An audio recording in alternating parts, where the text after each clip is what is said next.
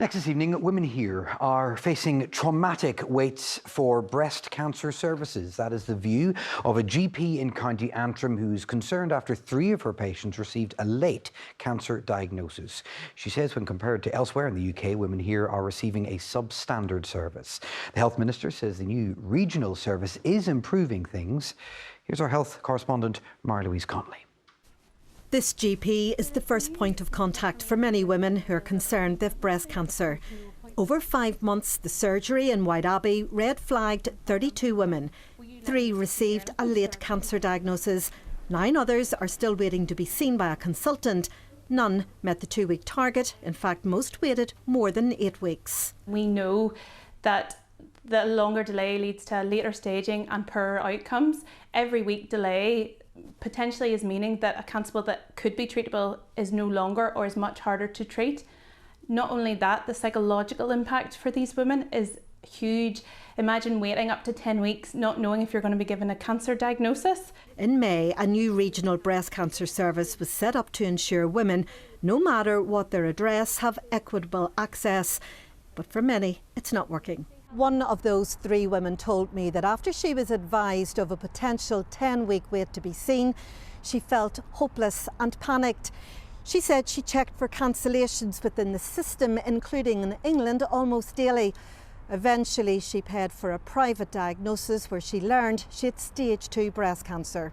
After a cancer diagnosis, patients should start treatment within 62 days. But the figure for Northern Ireland meeting that target is stark. While there's no comparable data for Wales, in Scotland, almost 70% of patients begin treatment within 62 days. In England, it's around 62%, but here it's just 33%. This is really shocking, and particularly cancers like lung cancer, gynecological cancer, blood cancers that can be quite aggressive. We're really concerned that those patients aren't being treated in a timely way. A woman from a different health trust blames her delayed diagnosis on what she describes as too much faffing and miscommunication between hospitals. 10 weeks after her GP appointment in June, she was diagnosed with stage 4 breast cancer. It took a further 8 weeks for treatment to start in October.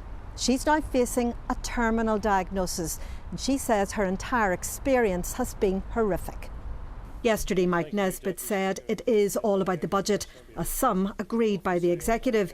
He also said investment is starting to make a difference, but more time's required. So we've gone quite rapidly from 10 weeks to 7 weeks, 2 days, as long as we continue that journey. But those wearing a different hat say some don't have the luxury of time. Whether it's lack of appointments, I don't know, but it's... Well, is that regional service working? No, it was never this bad before, so it's clearly not working now. And Mary-Louise is with me now. Can we talk more generally about waiting times? Because this story obviously fits into the bigger picture. And it's emerged that funding that was specifically set aside to tackle hospital waiting lists has now been spent on something else. That's right. Think back to May this year when Mike Nesbitt announced what was described as a cocktail of packages to tackle hospital waiting lists, totalling £215 million. And that money was broken down into 3 different pots. 85 million for red flag and urgent referrals, 80 million to expand services, and then another 50 million of new money to tackle hospital waiting lists. But last night, the Minister confirmed in an answer to the DUP's Diane Dodds that more than £70 million from that middle pot of money set aside to improve hospital services will now be diverted to address the department's £600 million deficit. Now, the Minister said that that May package had always come with the caveat of up to £215 million. It's always about the money, Declan. And remember, Mike Nesbitt, with the approval of the executive, has already ate into next year's budget by £100 million to ensure pay parity for health workers. Good news, of course, for them, but others might argue not so good economics for the executive. Mary-Louise, thank you very much. You'll continue to follow it, I'm sure, for us. Mary-Louise Conley there. OK, it is...